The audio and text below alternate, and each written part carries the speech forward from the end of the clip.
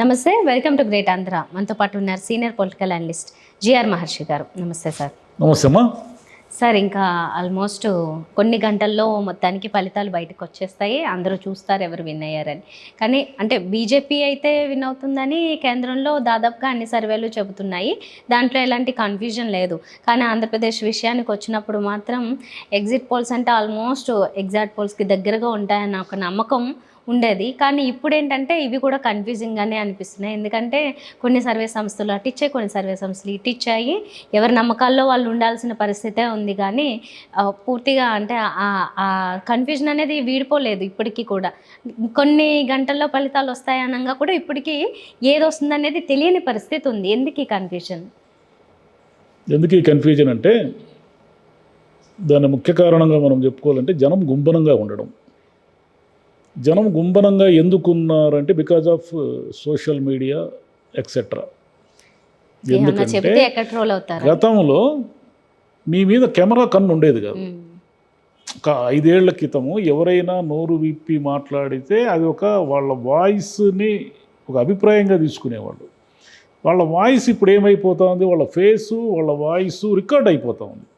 Record అయిపోవడం వల్ల వాళ్ళు ట్రోలింగ్కి గురవుతున్నారు. ఈ ట్రోలింగ్లో ఆత్మహత్యలు చేసుకున్న వాళ్ళు ఉన్నారు, వాళ్ళ మీద దాడులు జరిగిన సందర్భాలు ఉన్నాయి, వాళ్ళను ఊర్లో ఒక రకంగా వెలివేసినట్టుగా ఉంది. ఇన్ని సంక్లిష్ట పరిస్థితుల మధ్య జనం గుమ్మనంగా ఉండడంతో ఎవరికి తోచిన సర్వే, ఎవరికి తోచిన ఎగ్జిట్ పోల్ వాళ్ళు చేసుకున్నారు. కానీ అసలు ఏమిటి జనం మైండ్లో ఏముంది సార్? ఎగ్జిట్ పోల్స్లో అంటే ఇప్పుడు మనం మాట్లాడుకున్నది ఏంటంటే ముందుగా వెళ్ళి కెమెరాలు పెట్టి ప్రీ పోల్ సర్వేల్లో అయితే కెమెరా పెట్టి తీసుకునే వాళ్ళు ఉంటారు. కానీ ఇలా చెప్పరని తెలుసు కాబట్టి ఎగ్జిట్ పోల్స్లో అయితే మ్యాక్సిమం కెమెరా లేకుండా అభిప్రాయాన్ని మాత్రమే తీసుకునే సర్వే సంస్థలు ఎక్కువ ఉంటాయి కదా. అప్పుడు చెప్పు ఉండొచ్చు కదా వాళ్ళు. ఎందుకు చెప్పరంటే కెమెరా ఎక్కడుందో మీకు తెలియదు కదా. ఓకే, అదొకటి కదా. ఇప్పుడు ఉన్న ప్రాబ్లం ఏమిటంటే ఇప్పుడు నేరుగా ఒక పెద్ద కెమెరా మీ ముందు పెడితే ఓహో నా ముందు కెమెరా ఉంది అని మీకు తెలుస్తుంది. కెమెరాలు ఎక్కడ పెట్టుకున్నారో తెలియదు కదా. ఏదో జోబులో పెట్టుకోవచ్చు, బటన్ మీద పెట్టుకోవచ్చు, ఎక్కడైనా పెట్టుకోవచ్చు. అందుకని జనానికి అపనమ్మకం ఏర్పడింది. దీనికి తోడు ఈ ఎగ్జిట్ పోల్స్ కూడా ఎందుకు కన్ఫ్యూజన్ క్రియేట్ చేస్తున్నాయంటే, సరే ఆరా సంస్థ, టైమ్స్ నవ్వు ఇలాంటి కొన్ని సంస్థలు వైసీపీకి ఎడ్జ్ ఉందని ఇచ్చాయి, వాళ్ళ అభిప్రాయాన్ని చెప్పాయి ఎగ్జిట్ పోల్లో.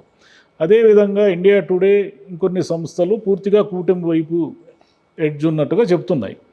మరి అవన్నీ లోకల్ ఎగ్జిట్ పోల్స్ అన్నీ పక్కన పెడితే మనం ఇండియా టుడే అనేది కొంత ప్రతిష్టాత్మకమైన సంస్థ.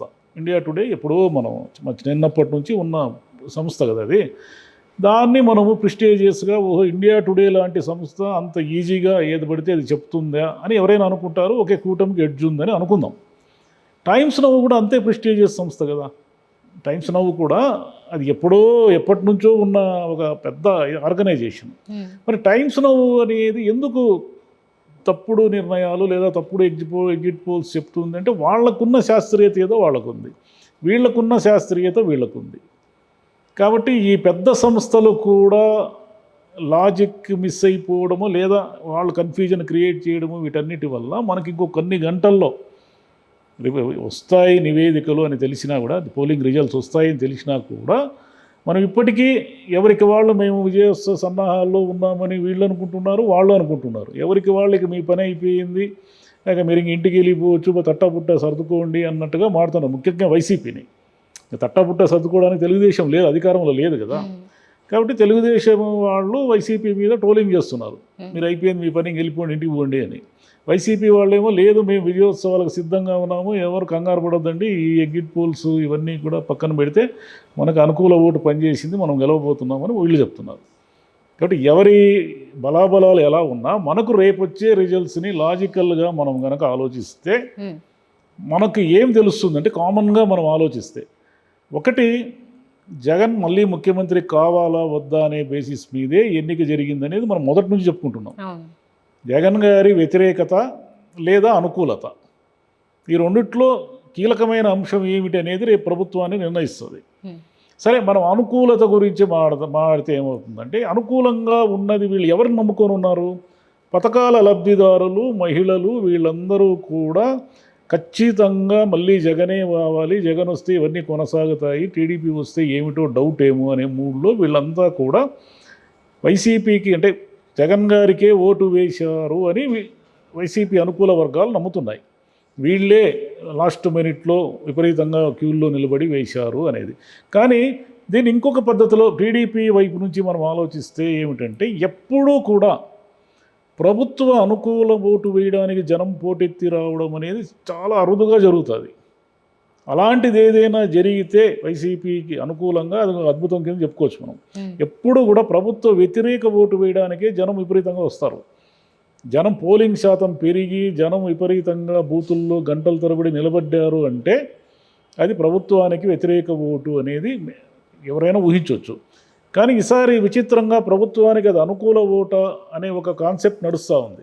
ఇది కొంచెం మనల్ని కన్ఫ్యూజన్లో వేస్తూ ఉంది. ఇక కూటమి వాళ్ళ బలము ఏమిటి? ఒకవేళ వాళ్ళకి ఎడ్జ్ వచ్చింది అనుకోండి, కూటమి వాళ్ళ బలం ఏమిటంటే జగన్ వ్యతిరేకతే ఒకటి. రెండు, ఓటు చీలిపోకుండా వాళ్ళు కాపాడుకోవడం. జనసేన బీజేపీ సెపరేట్గా పోటీ చేస్తే వాళ్ళు ఎన్ని చీలుస్తారు అనేది పక్కన పెడితే, అదంతా కూడా వైసీపీ వ్యతిరేక ఓటే కాబట్టి దాన్ని చీలకుండా వాళ్ళు ప్రొటెక్ట్ చేసుకున్నారు. వాళ్ళలో వాళ్ళు అడ్జస్ట్మెంట్లు చేసుకున్న వాళ్ళు, త్యాగం చేసుకున్న వాళ్ళు, వాళ్ళ బాధలు ఏం పడినారో వాళ్ళు పడినారు. కానీ ఓటు అయితే చీలకుండా చేశారు. ఈ ఓటు చీలకుండా ఉండడము, ప్రభుత్వ వ్యతిరేకత, జగన్ వ్యతిరేకత, ఇవన్నీ కలిస్తే కూటమికి ఎడ్జ్ వచ్చే అవకాశం ఉంది వాళ్ళ లెక్కల ప్రకారం అయితే. వీళ్ళ లెక్కల ప్రకారం అయితే ప్రభుత్వ అనుకూల ఓటే మమ్మల్ని కాపాడుతుందని వీళ్ళు అనుకుంటున్నారు. అయితే ఇక్కడ సమస్య ఏమిటంటే, ఎవరు ఒకరు గెలుస్తారు. ఎవరు గెలిచినా వాళ్ళకి ముళ్ళ కిరీటమే అది. కత్తుల వంతెనంటారే అదే. అధికారం మళ్ళీ వైసీపీకే వచ్చింది అనుకోండి. ఉదాహరణకి వైసీపీకే వస్తే ఏం జరుగుతుంది? ఇప్పుడున్న లెక్కల ప్రకారము 90 సీట్లకు మించి లేదా 100 సీట్లకు మించి వచ్చే అవకాశం లేదనేది ఒక టాక్. 90 సీట్లు 100 సీట్లు లోపు గనక వైసీపీ అధికారంలోకి వస్తే ఇంతకు మునుపటిలాగా జగన్ గారి మీద వీళ్ళెవరికి విధేయత ఉండదు. 151 వచ్చాయి కాబట్టి ఆయన గురించి ఏం మాట్లాడకుండా ఆయన అపాయింట్మెంట్ ఇచ్చినా ఇవ్వకపోయినా, దర్శనం ఇచ్చినా ఇవ్వకపోయినా, అవమానాలు ఇంకోటి దిగమింగి అలా వెళ్ళిపోయారు.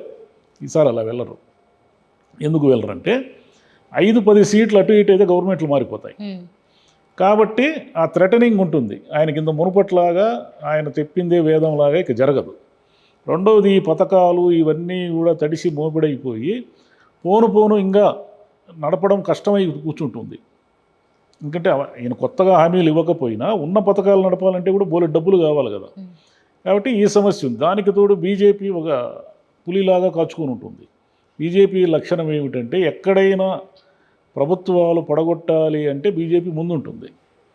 బీజేపీ కొన్ని సీట్లు అంటే బీజేపీ అధికారంలోకి రాదు ఆంధ్రప్రదేశ్లో, కానీ టీడీపీ కూటమిలో ఉంది కాబట్టి వీళ్ళకు ఒక 5-10 సీట్లు ఎడ్జ్తో వీళ్ళు కనుక గవర్నమెంట్ ఫామ్ చేస్తే ఖచ్చితంగా బీజేపీ ఏడాదిలో పడగొడుతుంది గవర్నమెంట్. అందులో ప్రోగా ఉంది కాబట్టి, అందులో టీడీపీకి ప్రోగా ఉంది కాబట్టి. ఒకవేళ వైసీపీ వస్తే, టీడీపీ వచ్చింది అనుకోండి, టీడీపీకి ఎందుకు ముళ్ళ కిరీటం? 5 ఏళ్ల తర్వాత అధికారం వచ్చింది కదా, వాళ్ళకేమిటి సమస్య మీరు అనుకోవచ్చు. వాళ్ళకే అసలు సమస్యలు ఉండేది. ఎందుకంటే జగన్ ప్రకటించిన పథకాలకు డబుల్ ప్రకటించారు వాళ్ళు. అంటే జగన్ని ఎలాగైనా ఓడించాలి అనే లక్ష్యముతో వాళ్ళు ఏం హామీలు ఇస్తున్నారో వాళ్ళకే తెలియనన్ని ఇచ్చేశారు. ఈ హామీలన్నీ కూడా రేపు టీడీపీ అధికారంలోకి వచ్చిన జస్ట్ వితిన్ డేస్లో ముందు ఆర్టీసీ అమలు చేయాల్సి ఉంటుంది. ఉచిత ప్రయాణం అక్కడి నుంచి మొదలవుతాయి. మహిళలకు ఇవ్వాల్సిన డబ్బులు, నిరుద్యోగులకు భృతి, నిరుద్యోగులకు ఉద్యోగాలు, అమరావతి ఒకటి ఆగిపోయింది కదా, అమరావతిని మళ్ళీ రికన్స్ట్రక్ట్ చేయడము, పోలవరం ఒకటి ఉంది. ఇన్నింటికి తోడు జనసేన బీజేపీ ఎన్ని సీట్లు గెలుస్తాయి అనే దాన్ని బట్టి పవర్ షేరింగ్ చేసుకోవాలి. ఈ పవర్ షేరింగ్లో భాగంగా చంద్రబాబు నాయుడు గారి మాటే ఏకవాక్యంగా చెల్లుతుందా? రేపు అటు ఇటు పట్టుకొని భుజాలు పట్టుకొని లాగుతారా? ఆయన పరిస్థితి ఏమిటి అంటే, ఆయన తీసుకున్న నిర్ణయాలను మళ్ళీ కౌంటర్ చేస్తారనుకోండి. ఆయన ప్రభుత్వంలోనే లేదు ఇది కరెక్ట్ కాదు, అది కరెక్ట్ కాదు అంటే ఏమైనా జరగవచ్చు. ఇప్పుడు ఎంత మహారాష్ట్రలో చూడలేదా, మనం ఎక్కడ చూడలేదు, మధ్యప్రదేశ్లో చూడలేదా, ఎక్కడ చూడలేదు. ఎక్కడైనా గోవాలో ప్రభుత్వాలు రాత్రికి రాత్రి మారిపోయాయి కదా. కాబట్టి ఎక్కడైనా ఈ పవర్ షేరింగ్లో వచ్చే సమస్య ఏమిటంటే, 2 గుర్రాల స్వారీ అంటే ఈ గుర్రం ఇటువైపు ఈ గుర్రం ఇటువైపు లాగిందనుకోండి, అసలు బండి పడిపోతుంది. కాబట్టి తెలుగుదేశానికి ముళ్ళ కిరీటమే ఇది. రేపు అధికారంలోకి వస్తే వాళ్ళకి ఏమిటంటే, వాళ్ళ ఈగో సాటిస్ఫై అయ్యి మనం వచ్చేసాము అధికారంలోకి, ఓకే కూల్, ఇక జగన్ వెళ్ళిపోయాడు, ఇప్పట్లో జగన్ ప్రతిపక్షం లేవకుండా చేసేసాము అని అనుకోవచ్చు. కానీ వాళ్ళకి అసలు సమస్యలు వాళ్ళకే. జగన్ గెలిస్తే ఏమిటంటే, ఈయన 95 సీట్లతో కనుక గెలిస్తే ఈయన ప్రభుత్వాన్ని ఏడాది 2 ఏళ్ళలో బీజేపీ కూలగొడుతుంది. ఉమ్, ఈ 5 మందిని లాగడం అనేది ఏమీ సమస్య కాదు. అవును. 5 మందిని లాగే పరిస్థితి గవర్నమెంట్ పడిపోతుందంటే ఆయన చెప్పిన మాట ఎవరు వినరు ఎమ్మెల్యేలు. అయిపోతుంది. అంటే మనకి ఎప్పుడైతే నాయకుడి మాట చెల్లుబాటు అవుతుందో, నాయకుడు తమకు గెలుపు దిశగా తీసుకెళ్తాడో, నాయకుడు తమకు ఓట్లు తెస్తాడో అని నమ్ముతారో, అప్పుడు ఆ ఉన్నంత బలంగా ఆ పార్టీ నాయకత్వం కానీ ఏది కానీ తర్వాత ఉండదు. ఇప్పుడు కేసీఆర్ పరిస్థితి చూస్తున్నాముగా మనం. ఒక్కసారి ఓటమికి గురైన తర్వాత ఎలా జంప్ చేశారు అందరూ. అవును. ఆయన టికెట్ ఇస్తామంటే కూడా వద్దంటున్నారు. మనం చూసాం కదా పార్లమెంట్లో. ఇప్పుడు వస్తున్న ఎగ్జిట్ పోల్స్లో అంతా ఏం చెప్తున్నారు, బీఆర్ఎస్కి 0 రావచ్చు లేదా 1 సీటు రావచ్చు అనే మూడు ఉంది. అంటే ఏమిటి, తెలంగాణలో 10 ఏళ్ళు అధికారంలోకి ఉన్న పార్టీ, తెలంగాణని తెచ్చిందే కేసీఆర్ అని చెప్పుకుంటున్న పార్టీ ఈరోజు 0కి ఎందుకు పడిపోయిందంటే నాయకుడు వీక్ అయిపోతే మొత్తం వీక్ అయిపోతుంది. రేపు జగన్ గారికి కూడా అదే పరిస్థితి రావచ్చు, రాకపోవచ్చు. సరే, అయితే ఒకటి నేను ఈ మధ్య ఒక డీకోడర్ అని ఒక ఇంటర్వ్యూ చూసాను జగన్ గారు ఇచ్చినదే, మొత్తం ఇంగ్లీష్లో. అయితే ఇప్పటి వరకు ఎప్పుడు చెప్పని ఒక ముఖ్యమైన అంశాలన్నీ అందులో చెప్పారు. అంటే అమరావతి ఎందుకు కాదు అంటే దాని మీద ఉన్న లెక్కలేంటో వాటి గురించి చెప్పడం, లేకపోతే ఎన్ని మెడికల్ కాలేజీలు పెడుతున్నారు, ఇలాంటివి ఇప్పుడు ఎలక్షన్స్ ముందు కానీ తర్వాత కానీ ఎప్పుడు ఎక్కడ ఏ నాయకులు పెద్దగా ప్రస్తావించిన సందర్భాలు కనిపించట్లేదు. చేసినవే ఎందుకు అలా జరిగింది అంటారు. అంటే దాని మీద అస్సలు దృష్టి పెట్టకపోవడము, ఓన్లీ పథకాలు ఇచ్చామని చెప్పడము, ఇది మైనస్ అయ్యి ఉంటుందా? ఖచ్చితంగా మైనస్. అంటే అభివృద్ధి లేదంటున్నారు, దానికి కరెక్ట్ కౌంటర్ పడలేదు ఇప్పటి వరకు సరిగా. అంటే అభివృద్ధి చేసిన అభివృద్ధి కూడా వాళ్ళు సరిగా చెప్పలేకపోయారు. ఎందుకు చాలా చెప్పలేకపోయారంటే ఉన్నాయి. నీకు గ్రామాల్లో క్లినిక్లు కానీ స్కూళ్ళ ఇది కానీ ఇవన్నీ కూడా, ఈ సచివాలయాలు, వాలంటరీ వ్యవస్థ ఇవన్నీ కూడా ఏం జరిగిందంటే ఈయన జనమునకి దూరం కావడము, జనంలో ఉండకపోవడం వల్ల అన్నీ కొట్టుకొని పోయినాయి గాలికి. ఈయన వాళ్ళ నాన్న నక్సలైట్ మూమెంట్లో ఉన్నప్పుడు వాళ్ళతో చర్చలు జరిపి అంత థ్రెట్ ఉన్న వాళ్ళ నాన్నే ఉదయం లేస్తే దర్బారు జరిపేవాళ్ళు, ప్రజా దర్బారు. ఈయన 5 ఏళ్ళు జనంలో ఎక్కడ కనిపించాడు? ఈ కనిపించకపోవడం అనేది రేపు ఆయనకి నెగిటివ్ ఓటుగా మారుతుంది. అంటే నేను గెలుపు ఓటముల గురించి చెప్పడం లేదు, ఖచ్చితంగా ఆయన గ్రాఫ్ 150 నుంచి కిందికి పడుతుంది. ఇది ఎందుకు మామూలు కామన్ మ్యాన్ కూడా దీన్ని గెస్ చేయగలడు. దీనికి ఏం పెద్ద పొలిటికల్ అనాలిసిస్ అక్కర్లేదు, రాజకీయ తెలివితేటలు అక్కర్లేదు. ఈ పాటికి అదే జరుగుతుంది. ఇది ఎందుకు జరిగింది అంటే జనానికి దగ్గర అవుతున్నాను, పథకాలు ఇచ్చేస్తున్నాను అని బటన్కి దగ్గర అయ్యాడు, కానీ ఆయన జనానికి దగ్గర కాలే. ఈ బటన్కి దగ్గర కావడం అనేది ఆయనకి నష్టం చేసింది ఇప్పుడు. ఎందుకంటే మామూలుగానే 5 సంవత్సరాల తర్వాత ఏ ప్రభుత్వానికైనా ఏ ప్రభుత్వము జనాల్ని సంతోషపరచలేదు. ఎందుకంటే జనం ఆశలు ఎక్కువ ఉంటాయి. ఎక్కువ ఉన్నప్పుడు జనము మోర్ ఎక్స్పెక్టేషన్స్ ఉంటాయి. ఈ మోర్ ఎక్స్పెక్టేషన్స్లో భాగంగా కేవలం కొన్నే చేశాము మేము, ఇవన్నీ చేయలేకపోయాము అనే చోట ఖచ్చితంగా అసంతృప్తి వస్తుంది. అటువంటి అసంతృప్తి, ప్రభుత్వ వ్యతిరేకత అనేది రేపు కౌంటింగ్లో మనకు తెలుస్తుంది. ఒకవేళ అధికారంలో కూడా రావచ్చు. ఒకవేళ ఈ ఆరా లేదా టైమ్స్ నౌ ఈ సర్వేల ప్రకారము జగన్ అధికారంలోకి వచ్చినా కూడా బొటాబొటీ మార్కులతోనే వస్తాడు. అక్కడుంది సమస్య అంతా. రైట్. ఎవరు గెలిచినా మొత్తానికైతే ముళ్ళ కిరీటం అన్నది మాట. ఎవరు గెలిచినా ముళ్ళ కిరీటమే రేపు. ఎవరికైనా ముళ్ళ కిరీటమే రేపు. సాయంత్రం వరకు కరతాళ ధ్వనులు అన్నీ మామూలు జరుగుతాయి. అయితే ఏ నాయకుడైనా, చంద్రబాబు నాయుడు గారైనా, జగన్ గారైనా, ఎవరైనా సరే నేర్చుకోవాల్సిన అంశం ఏమిటంటే ప్రజలకు దగ్గర కావడం ఎలా అనేది నేర్చుకోవాలి. ప్రజలకి కోపం ఉంటుంది. ప్రజలు మిమ్మల్ని ముఖ్యమంత్రులను చేస్తారు తప్ప మేమే చక్రవర్తులు అంటే ప్రజలు ఒప్పుకోరు. వాళ్ళకి డెమోక్రసీ కావాలా, కొంత స్పేస్ కావాలా మాట్లాడడానికి కానీ, ఊపిరి పీల్చుకోవడానికి కానీ. ఈ స్పేస్ ఎప్పుడైతే వాళ్ళు మిస్ అయిన ఫీలింగ్లోకి వస్తారో అప్పుడు వాళ్ళకి కోపం వస్తుంది. ఆ కోపమే మనం తెలంగాణలో చూసింది. లేకపోతే కాంగ్రెస్ పార్టీ ఏంది, మళ్ళీ అధికారంలోకి రావడం ఏంది, రేవంత్ రెడ్డి గారు కాంగ్రెస్ పార్టీ పగ్గాలు తీసుకుని ఆయన ముఖ్యమంత్రి కావడం, ఇవన్నీ కూడా ఆశ్చర్యకరమైన పరిణామాలే కదా.